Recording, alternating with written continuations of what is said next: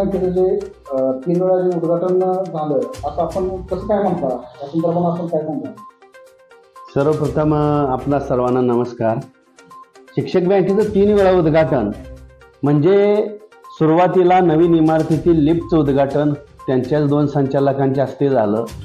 त्यानंतर त्यांच्याच संघटनेच्या राज्याध्यक्ष आदरणीय बाळासाहेब मारणे यांच्या हस्ते हॉलचं उद्घाटन झालं.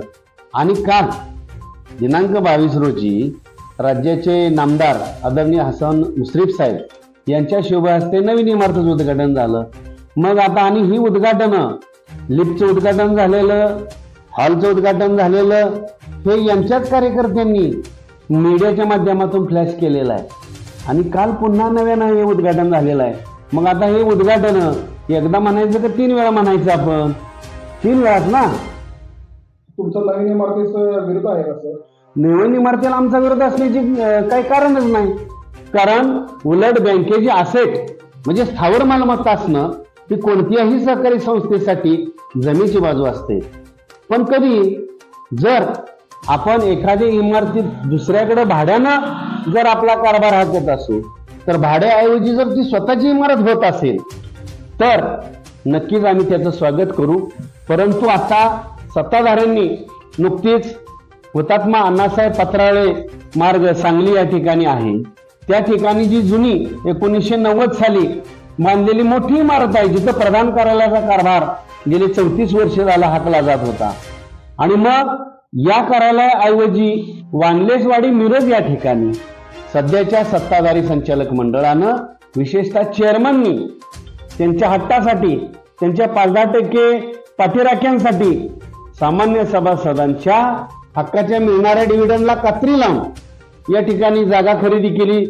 5.25 गुंठ जागा, जवळजवळ 3,64,00,000 रुपयाचं बांधकाम, 2,11,00,000 रुपयाची जागा, आमच्या सत्ता काळातला 1,70,00,000 शिल्लक राहिलेला नफा, त्यानंतर आता सर्वसाधारण 2 फर्निचर आणि विद्युत व्यवस्था, म्हणजे अशी जवळजवळ 9,45,00,000 रुपये सामान्य सभासदांच्या नफ्यातून ही तरतूद या इमारतीसाठी खर्ची पडलेली आहे.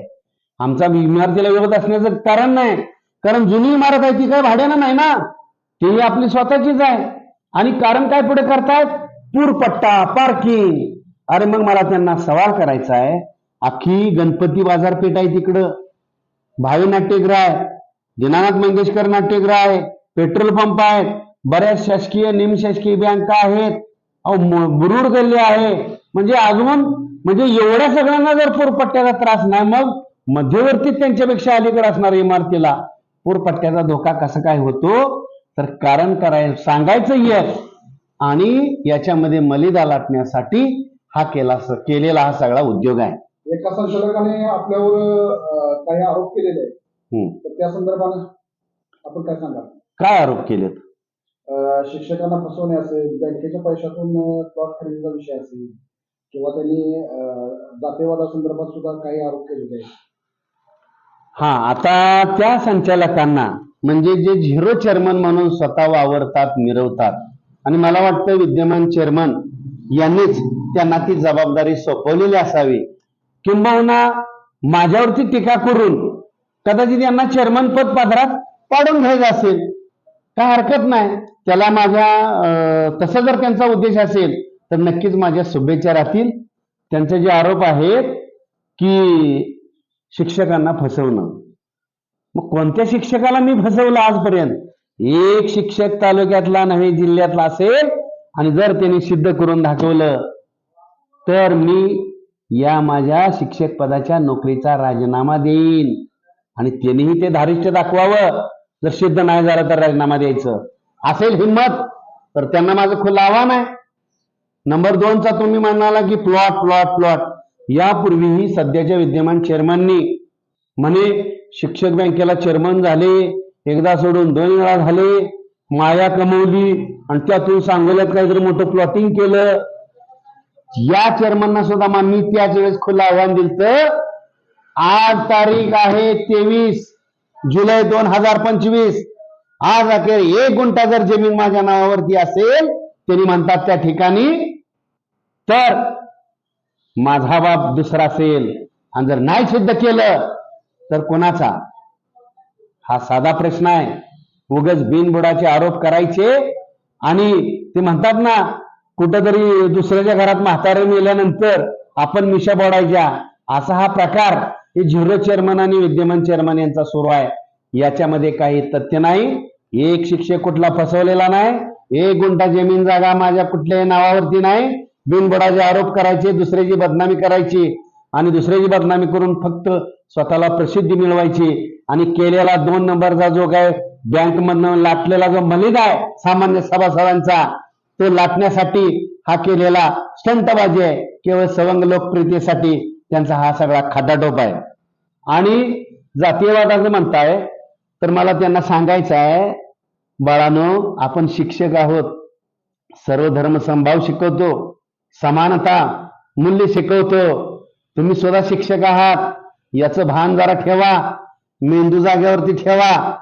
जर जातीयवाद ते माझ्या बाबतीत म्हणत असतील तर त्यांना काय झाल्या, त्यांना पिवळं दिसणार, चांगलं दिसणार नाही.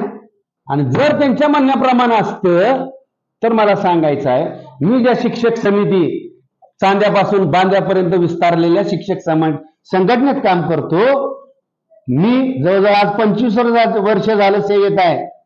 मला शिक्षक समितीचा राज्याध्यक्ष म्हणून आदरणीय काळूजी बोरसे पाटील असतील, त्यानंतर सातारचे उदयजी शिंदे असतील, त्यानंतर आता विद्यमान आमचे राज्याचे अध्यक्ष विजयजी कोंबे आहेत. सांगली जिल्ह्याचा विचार जर केला, मी नुकताच नोकरीला लागलो होतो त्यावेळे वाळव्याचे संपत नाना चव्हाण शिक्षक संघटनेचे माझे अध्यक्ष होते. त्यानंतर आरगेचे मिरजेचे किरणराव गायकवाड 2 वेळा जिल्ह्याचे अध्यक्ष होते. शिगाव वाळव्याचे सयाजीराव पाटील जिल्हाध्यक्ष होते.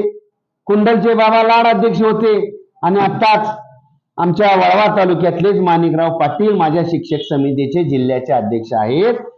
त्यांच्या म्हणण्याप्रमाणे मी जर जातीयवादी असतो तर मी आता जी सगळी महान व्यक्तींची माझ्या संघटनेने नावं सांगितली, यांची नेतृत्व मान्य करून आजपर्यंत माझी वाटचाल मी करत चाललेला आहे पुढं. अरे, कर्तृत्वाला कुठली जात नसते हे त्याने अगोदर ध्यानात घ्यावं.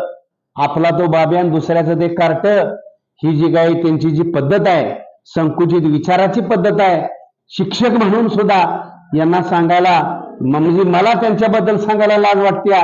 तर हा तुम्ही संकुचितपणा सोडा, उदार अंतकरणानं मोठं मन ठेवा. समाजाला, आम्ही विद्यार्थ्यांना आपण दिशा देणारे व्यक्तिमत्व आहोत, हे याचं भान ठेवा. अट्टल पोटाऱ्यांसारखं बोलण्याच्या भानगडीत पडू नका. तुमचे बरेचसे जे काही काळे धंदे आहेत, भिशीच्या माध्यमातून जे तुमचं दप्तर आहे, भिशीच्या माध्यमातून तुमची जी काय भिशीच्या आड दडून जी सावकारी चालू आहे, ती बाहेर काढा, वेळ लागणार नाही. दप्तर प्राप्त करून घेतलेला आहे. खुलं आव्हान असेल तर सांगा, माझे जे आरोप आहेत ते समोर मांडा, लगेच तुमच्या पुढे मी ही तुमच्याबद्दल केलेलं जे काही विषय ते मांडेन. पण या काचेच्या घरात राहणाऱ्यांनी दुसऱ्याच्या घरावर दगड मारण्याचा प्रयत्न करू नये, हे फक्त यांनी ध्यानात ठेवावं. आपल्या खाजगी सावकारीमुळे अनेक शिक्षक, तुमची सावकारकी जोमात चालू आहे, पण अनेक शिक्षक कोमात गेलेले आहेत. काही जण आत्महत्याला जवळजवळ त्या ठिकाणी जाऊन ठेपलेले आहेत. आता तरी ते धंदा बंद करा, भिशीच्या आडवून चाललेला. आणि वैयक्तिक आरोप कराल तर माझ्याकडे तुमचे बरेचसे 7, 12, 8 सगळं गोळा करून ठेवलंय.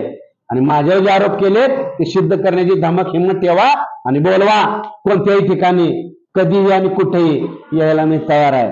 उगीच विनाकारण कुठला तरी राजकारणासाठी, आपली पोळी भाजून घेण्यासाठी जी काही सभासदांचं नुकसान करणारे जी कर्तृत्व झाकण्यासाठी केवळ बिनबुडाचे आरोप चालू आहेत, ते थांबवा. एवढीच मला माझी त्यांना नम्र विनंती आहे.